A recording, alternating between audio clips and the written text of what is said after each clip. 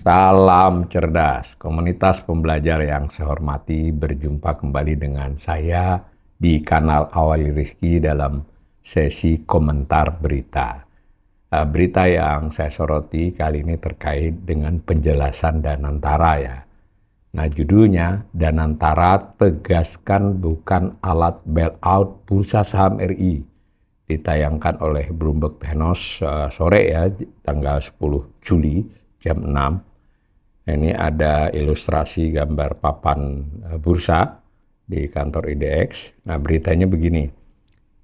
BPI Danantara menegaskan tidak akan menjadi instrumen penyelamat atau bailout bursa saham Indonesia di tengah kinerja indeks harga saham gabungan IHSG yang tersungkur sampai pertengahan tahun ini.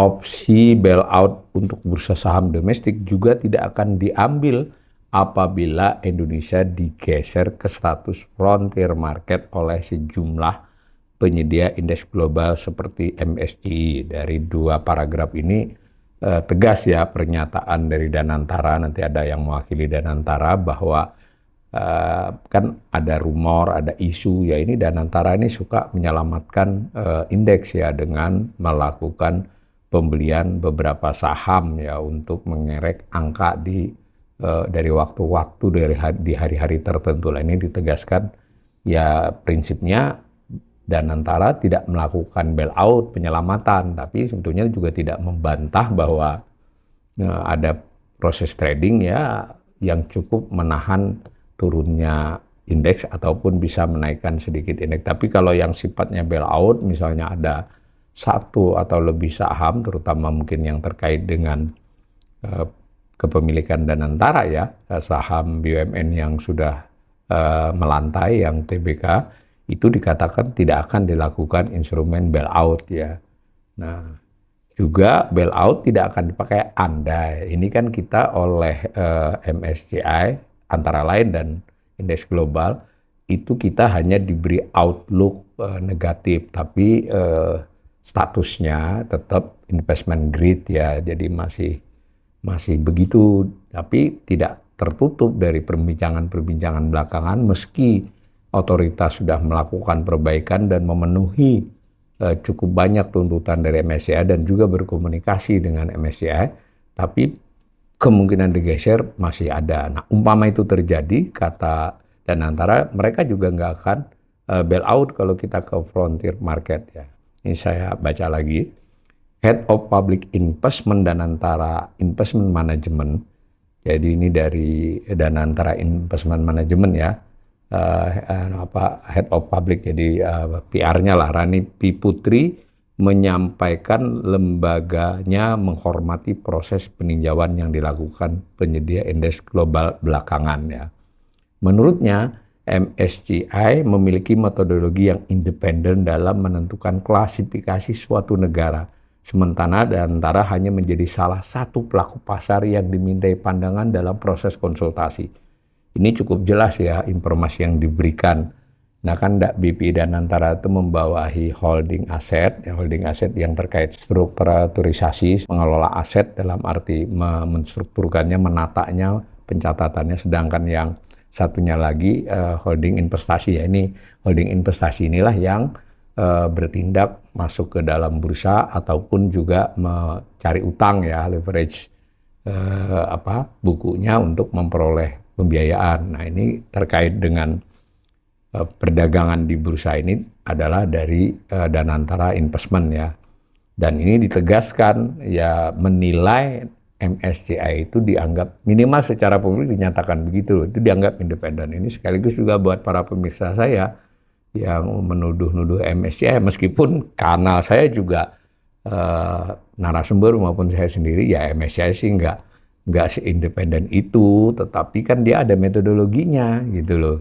Nah ini malah Danantara mengakui ini tuh independen gitu.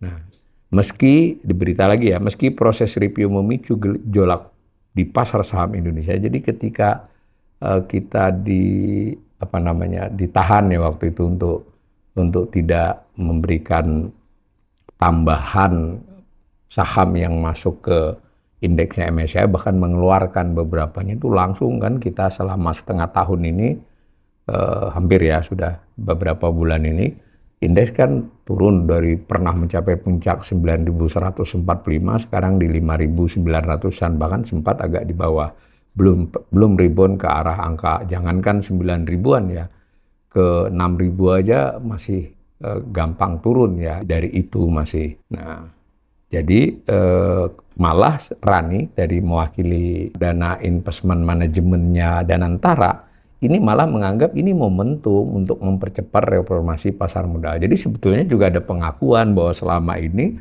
pasar modal ini tidak menghasilkan harga yang harga yang wajar gitu ya, harga yang wajar yang itu yang salah satu juga yang dikritik oleh MSCI karena ada koordinasi untuk harga-harga saham tertentu. Gorenglah kalau bahasa publiknya. Ini kalau menurut Rani ini momentum, justru dengan dia turun dulu itu lalu ada reformasi pasar modal. Ini lebih jelas lagi di berita berikutnya. Investor, ini kata Rani ya, membutuhkan pasar yang makin liquid, transparan, serta memiliki tata kelola yang baik agar mampu menarik investasi dalam jangka panjang. Meski tetap aktif berinvestasi di pasar domestik, Rani menegaskan Danantara tidak dibentuk untuk menopang harga saham ya ketika pasar mengalami tekanan atau menggantikan peran investor asing yang keluar dari pasar. Ini tambahan lagi. Jadi selama beberapa bulan ini di pasar saham itu asing masih net jual ya pergi. Nah, Danantara bukanlah berperan untuk masuk menggantikan itu. Ini secara narasi penjelasan begitu ya. Nah, dikatakan bahkan yang jelas Danantara bukanlah kendaraan untuk melakukan bailout. Nah, tujuan kami adalah membuat pasar modal Indonesia menjadi lebih kuat dan lebih dalam, kata Rani dalam Reuters Next Asia Summit 2026. Jadi ini dinyatakan di forum internasional ya. Dikutip Jumat 10 Juli 2026. Bukan memberikan suntikan dana jangka pendek yang pada akhirnya tidak akan memberi manfaat bagi pengembangan pasar dalam jangka panjang, ujar Rani. Ini berarti menjawab banyak dugaan ya, dugaan prasangka terhadap Danantara terkait pasar modal. Ini ada gambar naik turunnya bursa ya, lalu kelihatan kan gambarnya turun setelah ada pernyataan dari MSCI pada waktu itu. Kemudian di sisi lain beritanya Rani menyampaikan mandat utama Danantara adalah menciptakan nilai investasi yang berkelanjutan sekaligus memperkuat ekosistem pasar modal Indonesia. Kita perlu juga memberi tambahan catatan ya, ada rencana demutualisasi bursa yang sebelumnya hanya dimiliki oleh emiten-emiten yang terkait di pasar modal saja untuk demutualisasi sehingga ada Danantara maupun dari otoritas ya.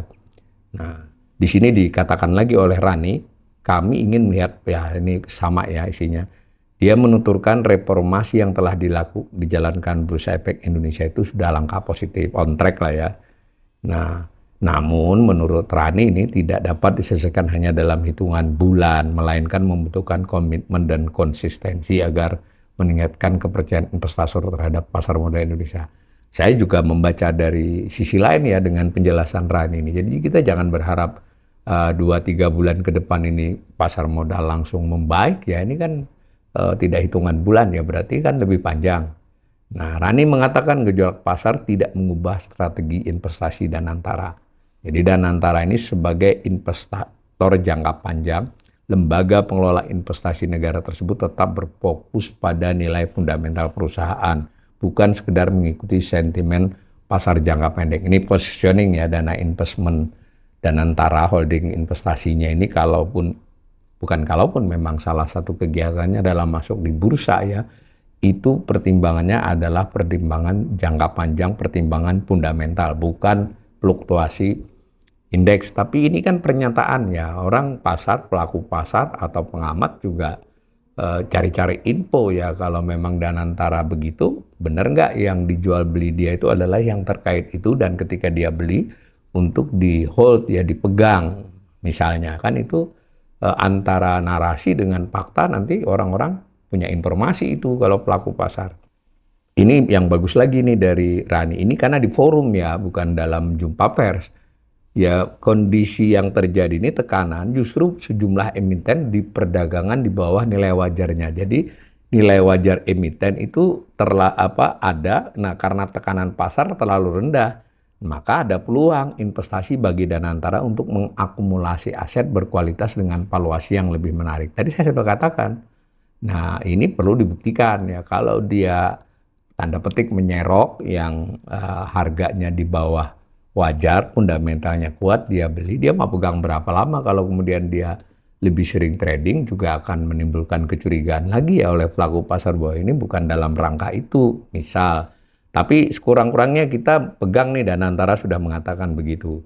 Nah, ada kutipan langsung dari pernyataannya, lalu ada beritanya lagi belakangan, ini berarti dari sisi jurnalis ya, S&P Dow Jones Index, jadi S&P DJI, S&P ini banyak anunya ya, ada beberapa bagiannya ya, ini bagian yang indeks ya, membuka opsi untuk menggeser klasifikasi pasar Indonesia ke special measure atau frontier market. Jadi bukan Moody's ya, ini S&P nih. Lewat pengumuman yang dirilis di New York Selasa 9 Juli ya, jadi baru ini. Nama S&P ini, yang S&P bagian DJI ya, di DJI ini memasukkan Indonesia ke dalam daftar negara yang berpotensi mengalami reklasifikasi pasar pada tahun 2027. Jadi selain Moody's sudah ada S&P, ini S&P yang bukan bagian utang ya, bagian yang bursa. Nah, S&P ini menaruh perhatian khusus pada transparansi kepemilikan saham di Indonesia. Itu ya tekanannya. Perhatian yang lebih dahulu diangkat pengelola indeks lainnya. Jadi selain mereka ini MSCI duluan, setelah itu ada FTSE Russell ya, juga pemeringkat indeks. Nah, ini harus menjadi perhatian. Dan tadi Danantara memperhatikan ini. Ini tambahan informasi saja dari jurnalis tentang mereka bagaimana MSCI membuka seluruh peningkatan foreign inclusion factors dan number of share, jadi jumlah saham dalam MSCI Global Investable Market Index ya, yang menjadi bagian dari tinjau indeks Agustus 2026. Nah, intinya begitu ya, MSCI setelah peristiwa yang dahulu baru-baru ini juga sudah turut membukukan penambahan. Jadi nggak ada saham Indonesia yang ditambahkan ke indeksnya MSCI. Mudah-mudahan pernyataan Bu Rani mewakili Danantara, khususnya Danantara Investment Management ini sejalan ya antara pernyataan di forum dengan apa yang kemudian dilakukan oleh Danantara. Dan jangan lupa bursa itu untuk para pelaku-pelakunya, pelaku-pelaku yang seriusnya, pelaku institusionalnya dan lembaga rating relatif punya informasi ya mungkin hanya yang investor retail atau kita netizen ini yang asymmetric information. Kalau mereka informasinya cukup sempurna, sehingga kalau tidak sejalan justru akan lebih menekan lagi. Tapi sekurang-kurangnya kita sudah mendapat jaminan dari Danantara bahwa Danantara memiliki sikap yang saya kira itu sudah seharusnya demikian, tinggal konsistensi Danantara dalam hal ini. Mudah-mudahan pasar saham kita tidak menjadi lebih buruk dari sekarang dan bahkan bisa bangkit dan menjadi kuat.